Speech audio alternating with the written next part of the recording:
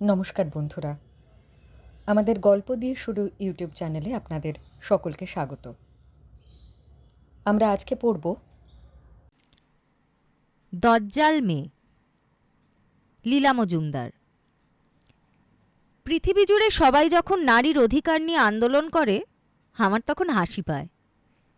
কারণ আমাদের দেশে এতকাল মিটিং টিটিং না করেই হাতরুটির বেলনা আর মুড়ো ঝাঁটার সাহায্যে আমরা যে নিজেদের অধিকার রক্ষা করে এসেছি তার ভুরি ভুরি প্রমাণ দেখতে পাওয়া যায়। বক্তৃতা টক্তৃতা করেও যা হয় না, সে চেষ্টাও নিরিবিলিতে প্রচুর করা হয়েছে। একটা সামান্য কাঠের বেলনা দিয়ে যদি তা সম্পন্ন করা যায়, তাহলে মন্দ কি? ভেবে দেখুন কত সময়, পরিশ্রম আর খরচ বেঁচে যায়। দাক্ষিণাত্য আমাদের এক বন্ধুর দেশ। সেখানকার মেয়েরা কোনো কালে পর্দার আড়াল হয়নি। তাদের আচার আচরণ দেখে এখনও তার পরিচয় পাওয়া যায়। কি তাদের দাপট! দেখে ভক্তি হয়। তারই মধ্যে আমাদের বন্ধুর পিসিমা ছিলেন অনন্যা। তাঁর ভয়ে পিসিমশাই মুখে রা কাটতেন না। বন্ধুবান্ধবরা তাই নিয়ে হাসাহাসি করতেন, বলতেন এ রাম, বউকে ভয় পায়। গায়ের কুয়োতলার সামনে শম্ভু বলে এক বন্ধুর বাড়িতে রোজ তাদের বৈকালীন আড্ডা বসত। গায়ের গিন্নিরা আর মেয়েরা ওই সময় পানীয় জল তুলতে এসে কুয়োর পাড়ে গল্পগুজব করত। একদিন তাদের মধ্যে পিসিমাকে দেখে শম্ভু বলল, ওই যে তোর বউ, তুই তো ওর সামনে ঠোঁট ফাঁক করতে ভয় পাস। তাই শুনে বাকিদের কি বিশ্রী হাসি। পিসিমশায়ের রাতে ঘা লাগলো। তিনি বললেন, ও তোমাদের ভুল ধারণা। তোমাদের মতো কথায় কথায় বউয়ের সঙ্গে ঝগড়া করি না বটে, কিন্তু দরকার হলে কোষে দু কথা শুনিয়ে দিতেও ছাড়ি না। ও মাথা নিচু করে শোনে, তা জানিস? ওকে আমি থোড়াই কেয়ার করি। চাও তো তার প্রমাণ দিতে পারি। বন্ধুরা আরও মজা পেয়ে বলল, বেশ, 10 টাকার বাজি। কাল বিকেলে তুমি আমাদের সামনে বউকে আচ্ছাসে দু কথা শোনালে ও কেমন মাথা নিচু করে শোনে তার প্রমাণ দিও। বাড়ি ফিরেই পিসেমশাই পিসিমাকে বললেন, কাল 10 টাকা রোজগার করতে চাও? পিসিমা ইডলি তুলতে তুলতে বললেন, কি করতে হবে? পিসেমশাই ঢোক গিলে বললেন, কিছু না, আমি কুয়োতলায় গিয়ে তোমাকে দুটো কড়া কথা বলবো, তুমি মাথা নিচু করে শুনবে। পিসিমা ইডলির পাত্র চাপা দিয়ে বললেন, 11 টাকা। পিসেমশাই বললেন, বেশ, তাই সই। আত্মসম্মানের কাছে 1 টাকা কিচ্ছু না। পরদিন যথাসময় পিসিমা কুয়োতলায় পৌঁছে জল তুলে বন্ধুদের সঙ্গে দুটো কথা বলছেন। এমন সময় পিসেমশাই সেখানে দাপাতে দাপাতে গিয়ে বললেন, তুমি ভেবেছ কি লক্ষ্মী আম্মা, বাড়ির কাজ পেলে রোজ সন্ধ্যে অবধি গালগপ্প আমি আর সইব না, যাও বাড়ি যাও। তাই শুনে বন্ধুদের এবং পাশের বাড়ির দালানে বসা পুরুষ দর্শকদের অবাক করে দিয়ে পিসিমা কাঁচুমাচু মুখ করে বাড়ির দিকে রওনা দিলেন। ওতেই পিসেমশায়ের কাল হলো। অনাস্বাদিত বিজয়গর্ব তাঁর মাথায় চড়ল। গিন্নির মাথা নিচু করে বেনি দুলিয়ে চলে যেতে দেখে তিনি আর লোভ সামলাতে পারলেন না। দিলেন বেনি ধরে হ্যাঁচকা টান। আর যায় কোথা! অমনি ঘুরে দাঁড়িয়ে দাঁত খিচিয়ে পিসিমা বললেন, এমতো তো কথা ছিল না, বলে এক নিমেষের মধ্যে পিসেমশাইকে একেবারে মাটির সঙ্গে বিছিয়ে দিয়ে দুম দুম করতে করতে বাড়ি চলে গেলেন। ব্যাপার দেখে পিসেমশাইয়ের বন্ধুরা বলা বাহুল্য কেউ টাকা কড়ি পেল না। কথা বলে মেয়েদের অসাধ্য কিছু নেই, তারও একটা নমুনা দিচ্ছি। তবে এই গল্পের সত্যি মিথ্যার জন্য আমি দায়ী নই। লোকে বলতো কলকাতায় বা তার আশেপাশে 200 টাকা ভাড়ার মধ্যে এমন বাড়ি ছিল না যেখানে লাটুবাবু আর তাঁর স্ত্রী কিছুদিন বাস করেননি। সব বাড়ি ছাড়ার একটাই কারণ, সেটি হলো ওই গিন্নি।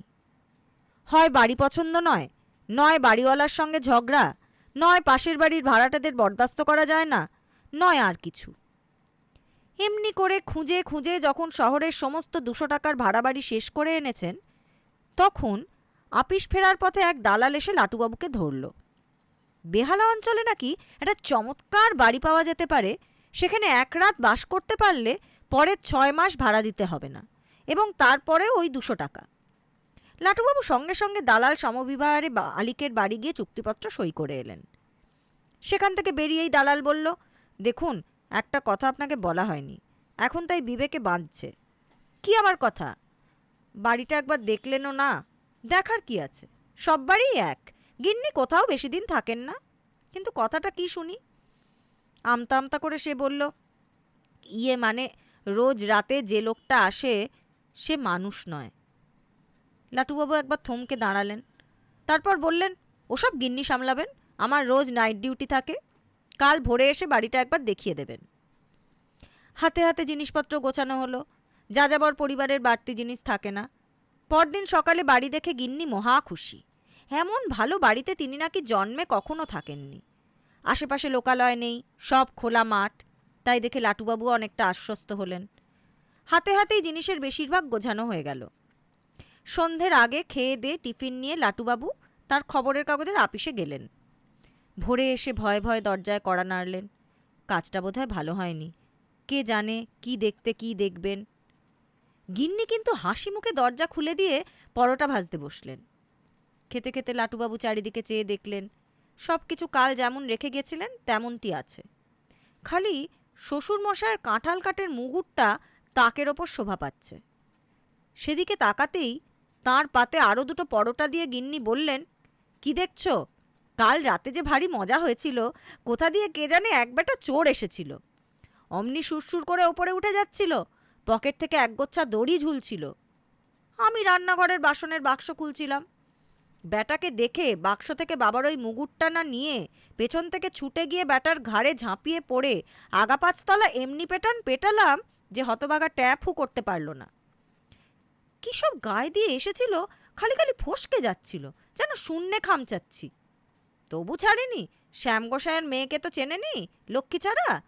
শেষটা মারের চোটে নাকটা ভেঙে গিয়ে থাকবে। তখন আবার পায়ে পড়ে বলতে লাগলো, হেই মা, ছাড়ান দিন, আর কখনো এখানে আসবো না, এই নাকে খঁত দিলাম। তারপরে এমন চালাক, প্রায় আমার মুঠোর মধ্যে থেকে খসে কোথায় যে পালালো। মুগুর হাতে কত খুঁজলাম, আর দেখতে পেলাম না। ও কি হলো? কি আর হবে, লাটুবাবু মুচ্ছ গেলেন। বলা বাহুল্য, নেই মানুষটা আর আসেনি। 6 মাস বিনি ভাড়ায় থাকার পর লাটুবাবু সস্তা দরে বাড়িটা কিনে ফেলেছেন। আমাদের গল্প দিয়ে শুরু ইউটিউব চ্যানেলের গল্প পাঠ আজকের মতো এখানেই শেষ হলো। পরবর্তী পর্বে আরও একটি নতুন গল্প নিয়ে আমরা আবারও হাজির হব। ততক্ষণ লাইক, শেয়ার, সাবস্ক্রাইব করে আমাদের পাশে থাকুন এবং আমাদের আপনাদের মতামত জানান। ধন্যবাদ।